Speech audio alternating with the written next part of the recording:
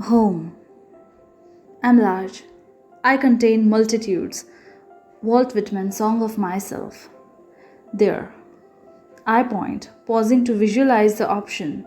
Then I turn to point across the living room or there. Nick smiles that right just north of mischievous smile of his and says, "Wherever you want, babe." I make a face at him. We both know he's better at these kinds of decisions than I am. I'm just not that good at, or if I'm really honest, not that into picking couches and wall colors and accent pillows. Doesn't mean I'm not house proud though.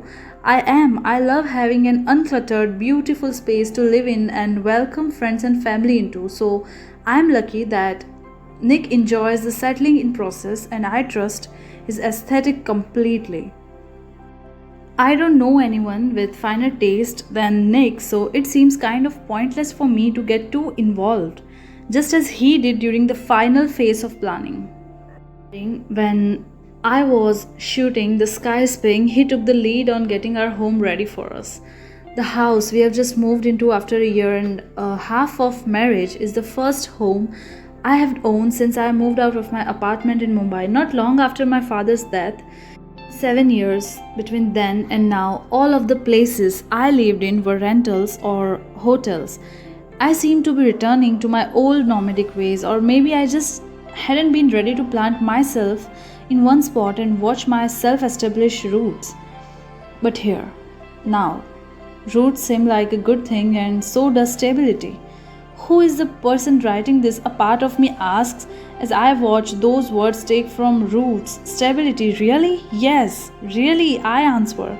And now, with this light filled, airy home where Nick and I and our families and friends can gather and grow, a home where we can celebrate Diwali and Christmas with everyone we love around us, I feel like I have them.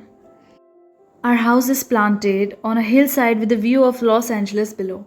We are solidly on the ground here, and yet, with the expansiveness of the outlook, I sometimes feel that I could almost take flight. I love this new vantage point, feet planted firmly on the ground, eyes gazing up to the heavens. It allows me to consider what I have in my life, who and where I come from, what I have learned, the work I have done and will continue to do, and my dreams for the future. Our house has room for all those things, both who I am and who I will become. We haven't moved all the way in yet, so my new home is a work in progress. Like me, it is unfinished.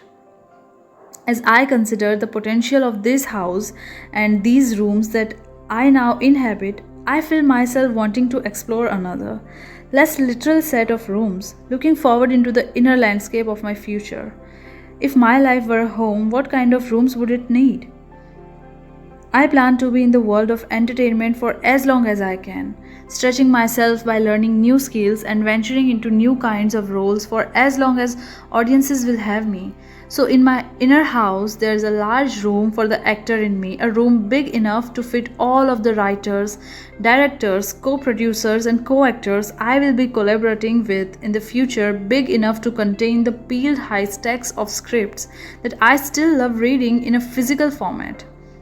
Big enough for me to stride or tiptoe or pace around in as I find the feet of whatever character I am preparing to inhabit.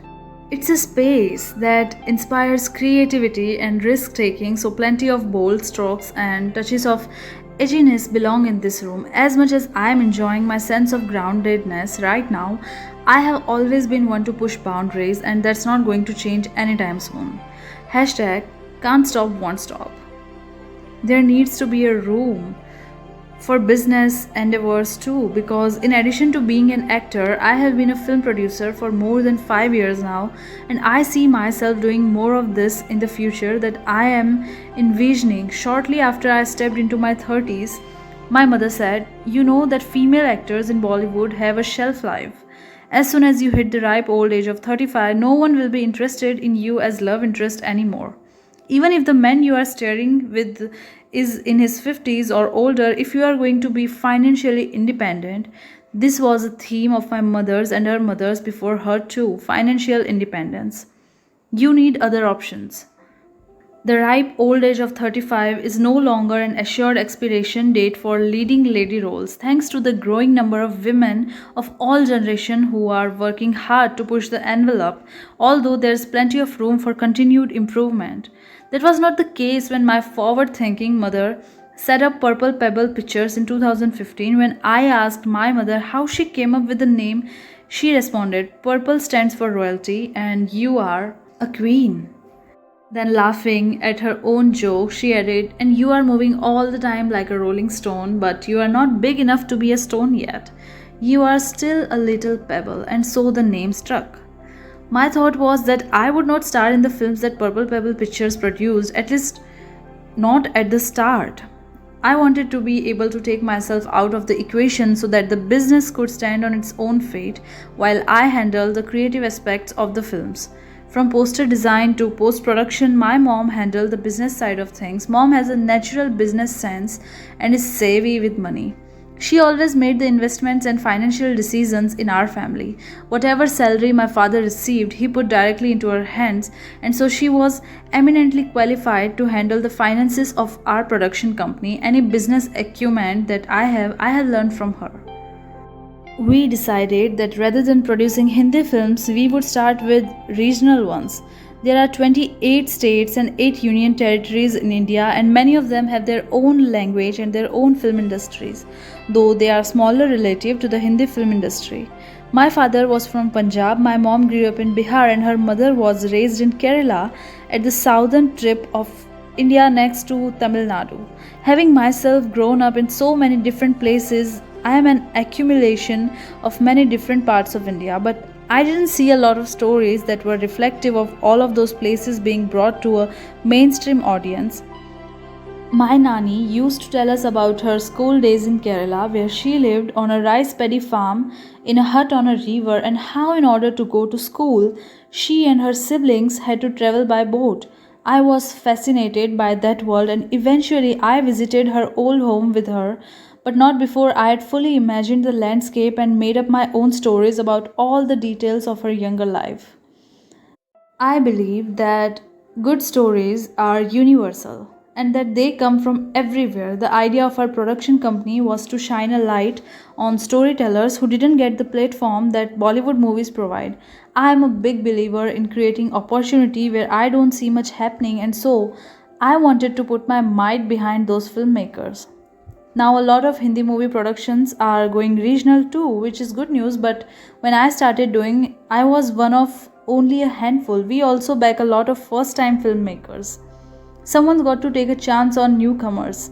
After all, when I started working, it was extremely hard being a newcomer in an industry where success can depend on personal connections in whose favor you find yourself in at any given moment or not in, as the case may be.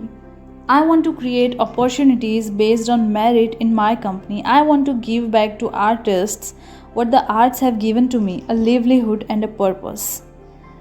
We have done 9 regional films so far in 5 languages, 4 in Marathi, 2 in Bhojpuri, 1 in Assamese, 1 in Sikkimese, Nepali, and 1 in Punjabi. Within our first few years in business, 2 of our films won a total of 4 national awards. Ventilator received 3 and Pani received 1, which was both gratifying and mind-blowing in equal parts. We co-produced our first Hindi language film, our 10th movie, the 2019 release The Sky is Pink, because the based on real life story was too moving to pass up. Once I decided to start originating more of my own projects, it made sense to slowly spread the wings of the company and bring it to the US, and so Purple Pebble Pictures is involved with Netflix, The White Tiger, and my joint venture with Mindy Kaling at Universal Pictures as well. I am also developing multiple projects for Amazon in my first look deal with them, focusing on creating global content in the multiple languages for me to produce or star in, and actively exploring collaboration with other partners in both India and the US. The taste of business I had gotten with Purple Pebble Pictures whetted my appetite for more. I knew I wanted to invest in tech. Bumble India's success since its launch at the end of 2018 consolidated the desire, and I see myself doing a lot more tech investing in the coming years. I don't know where my future will take me, but I know being an entrepreneur will be a part of it. This room for my business endeavors needs to reflect all of the different influences in my life, and so I envision it as a mix of East and West, old and new, traditional and modern. There will be books galore in scads of languages, bursting with stories that want and need to be told, and there will be a monitor on a neatly organized desk for all my video calls. A widescreen TV with comfy chairs and couches nearby will allow us to watch the fruits of our labors when they air. And of course, there will be a purple accent or two in the room, or maybe just a royal reference. The next room in my inner house will be the most enticing of all. Anyone looking in or passing by should feel an immediate desire to step inside and learn more, or better yet, to be inspired to action. This room is one that's especially close to my heart.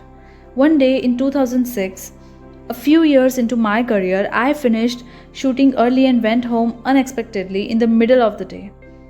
Actually, I stopped by my parents' apartment, which was on the same floor as mine. I had just grabbed a snack from their refrigerator, my own kitchen being a storage facility for all my suitcases, and had plopped down on their couch to watch television when I noticed my parents' housekeeper's 10-year-old daughter sitting quietly on a chair and reading.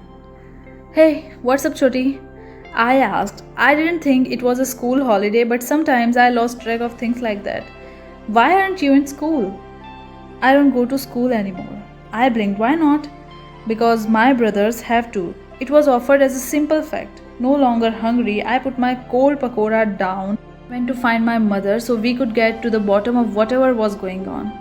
Even though in India education is mandatory until age 14, our housekeeper and her husband couldn't afford to send all four of their children to school anymore, because even in government schools, the most inexpensive education option in India, there are expenses, books and fees of various sorts, and those small fees add up when you are living close to the bone. Given the choice of educating sons or educating daughters, the sons, and there were three of them in our housekeeper's family, were almost always going to win out, even if they were less suited to academics than their sisters. She is going to be married, and so she can learn to cook and clean and do the things that she is going to have to do when she gets married. Our housekeeper explained school is not as important for her.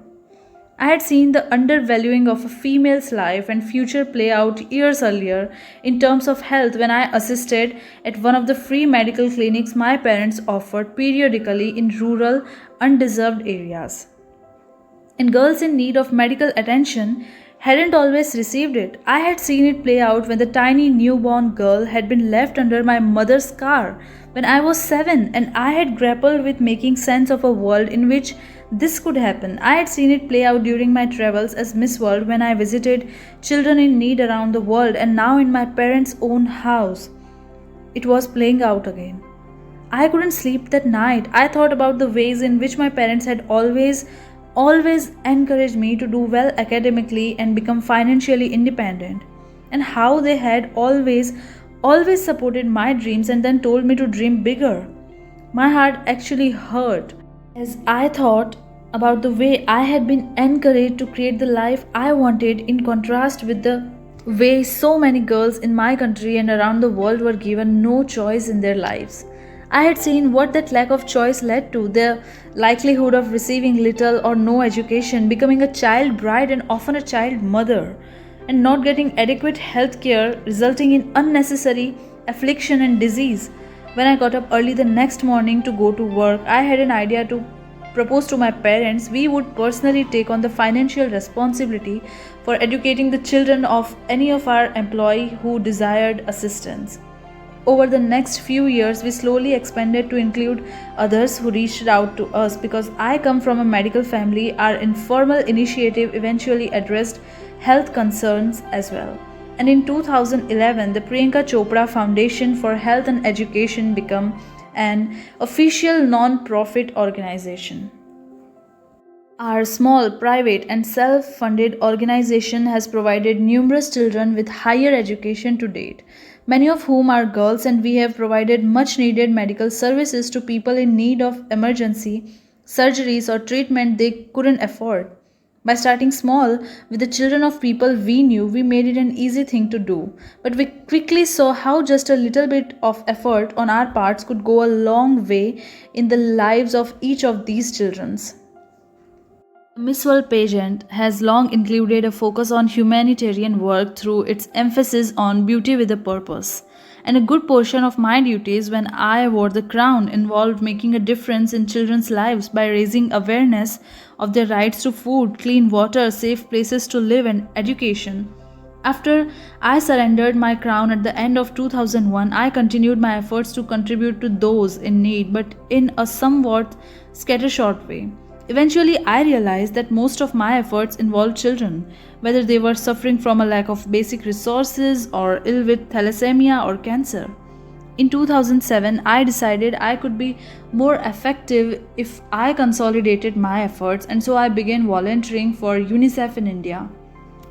Initially, doing isolated events in my home country so that the press would shine its light on the many causes that needed attention. Natasha and I worked closely with UNICEF India for 3 years until in 2010 I became their national ambassador for India and started doing field work to support UNICEF peer-to-peer awareness system through which it goes into communities to educate people, often girls and women, inspiring them to reach out and educate others in their communities in turn.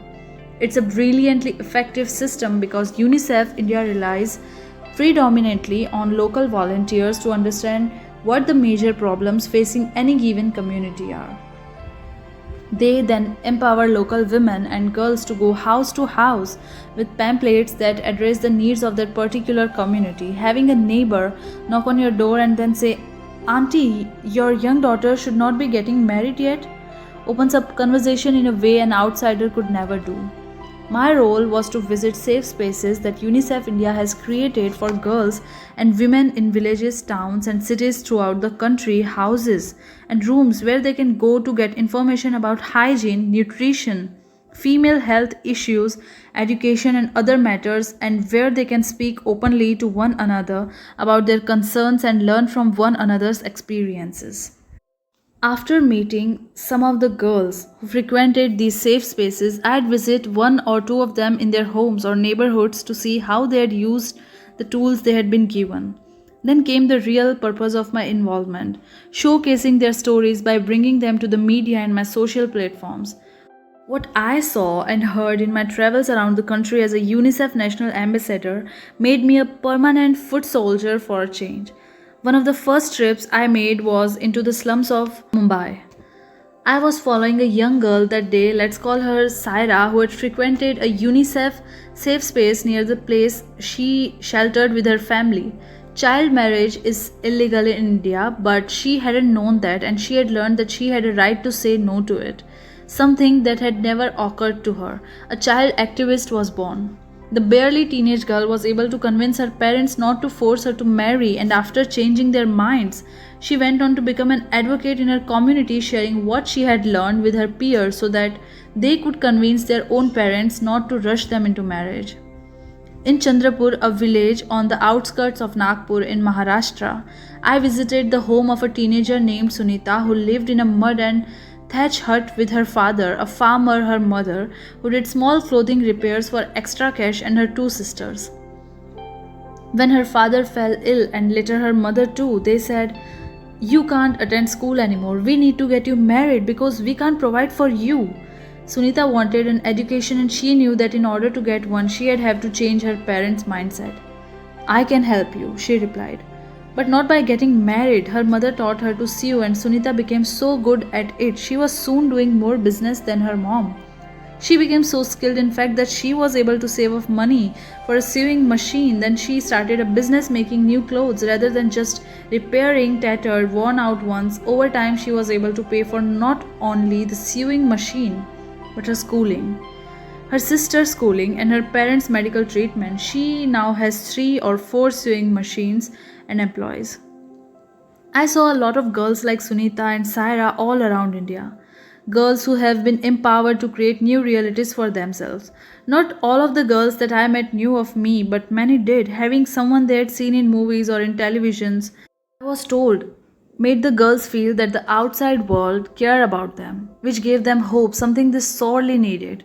Beyond that, publicizing stories like theirs through the press and social media both illuminates the problems that women and girls still face in our society and shows without a doubt that positive change can and does happen. This good news helps to increase support for the changes that we all want to see.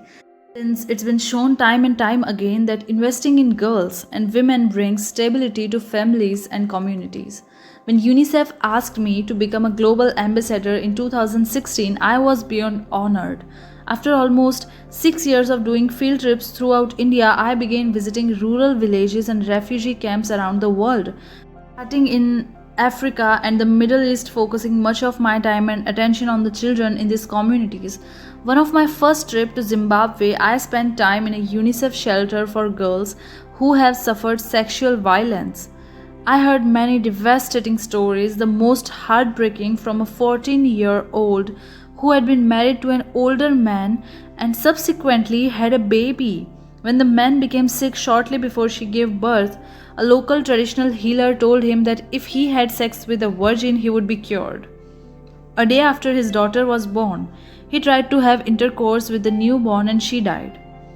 This is, of course, an extreme example, and I subsequently learned that the man was ultimately tried and sentenced in a victim friendly court, part of a network of courts that address the needs of all victims deemed as vulnerable during criminal proceedings. These courts too are supported by UNICEF.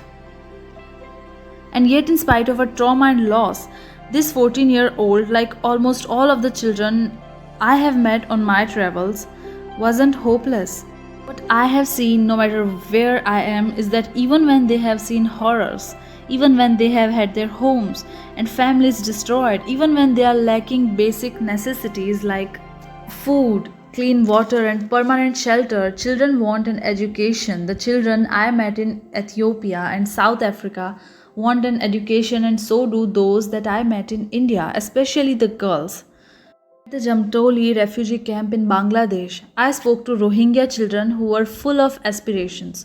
One little girl wanted to be an actress, another one wanted to be a dentist, a 6-year-old wanted to be a doctor, an 8-year-old hoped to be an engineer, one 5-year-old who for the first time in his life had access to basic reading, writing, and math instruction told me he wanted to be a journalist. When I asked him what he would tell the world, he responded, "When countries fight, it's bad for everyone." At the Zatari refugee camp in Jordan, the world's largest refugee camp for Syrians, a woman told me her story. Her neighborhood was being bombed, so she grabbed her children and her bread bag, which she used for their papers and other essentials, and left her large, comfortable 4-story home, thinking she'd be back in a few days. It's been more than 7 years, and she is still living under a trap with her children in that sprawling makeshift camp that is home to more than 78,000 of her fellow Syrians. Her children at least have a memory of another life.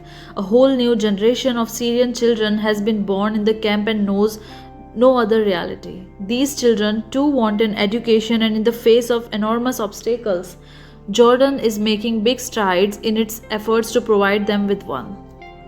I have to acknowledge that I find these trips heartbreaking. It's not easy to see the levels of poverty and disease and trauma that characterize the lives of the young people I met through UNICEF. Looking at their bright faces shining up at me in any given location, I know that because of their lack of formal education, most of them are not going to be able to achieve the dreams they so easily share with me.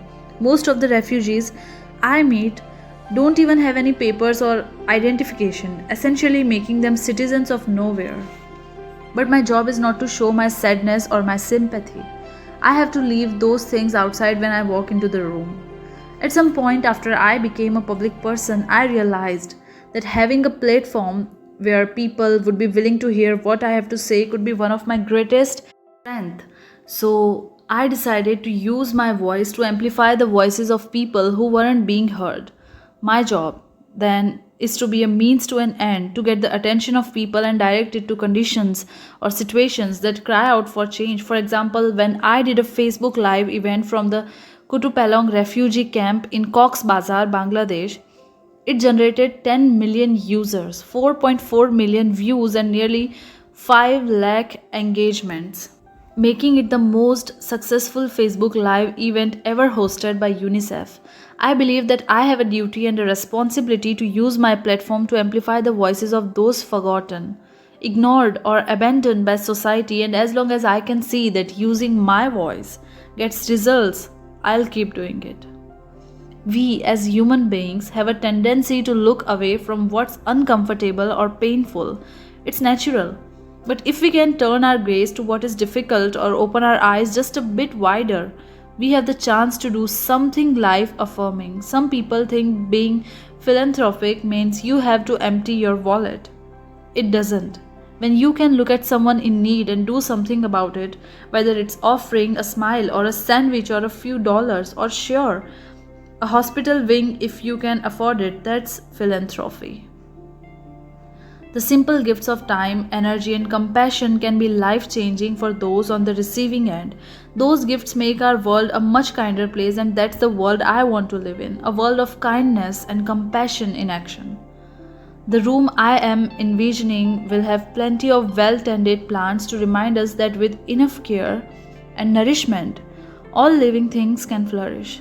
It will have blossoming wild flowers too, representing the unruly nature of life. It will have comfortable couches and pillows and chairs so that people can gather to laugh and cry, where we can all brainstorm and recharge together and then go back into the world to continue our work. And it will radiate hope, because in order to do the work that needs to be done, you have to believe we can heal. You see why I dream of this space as an inviting one. No one person can do all that needs to be done alone. We need to act together for whatever positive change we want to bring into the world. Yes, there's much to be done, but let's not use that as an excuse not to get started. All the good intentions in the world cannot replace positive action. We need to do act, and we need to act now for whatever change we are passionate about, in whatever way we can, small or large. There's space in this room for you. I'd be honored if you had joined me here. We are coming to the end of our tour, but there are a couple of spaces we have not yet explored. The first is the one I envision for family, the large extended family that Nick's and my union has already created, and the more intimate one that we hope to create in the future. Having gotten a sense of the importance that both Nick and I place on family, you won't be surprised to learn that this too needs to be a spacious room, though perhaps it will have alcoves and nooks throughout so that individual members can slip off for some occasional solitude while still being part of the larger whole. Again, there will be a glorious sense of all the influences that make us who we are: Eastern, Western, American, Indian. There's a mandir next to a grand piano, business spreadsheets and a baseball glove, film and TV scripts, and 2 sets of golf clubs. Toys and books for young people abound, because children, nieces, nephews, and maybe our own brood someday will always be a part of my family life. As much as I love having a neat and orderly home, this room will very likely look slightly mused and lived in.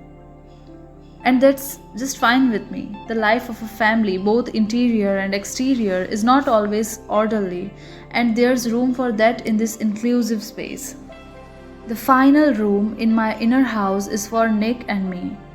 It's smaller than the other rooms and more intimate. It's where the two of us come to be alone, to share our hopes and dreams, or to simply sit together in silence.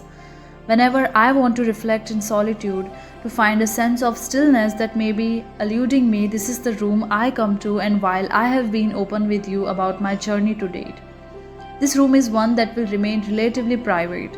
It's the 90-10 rule. While I may be open about 90% of my life, there's 10% that remains just for me.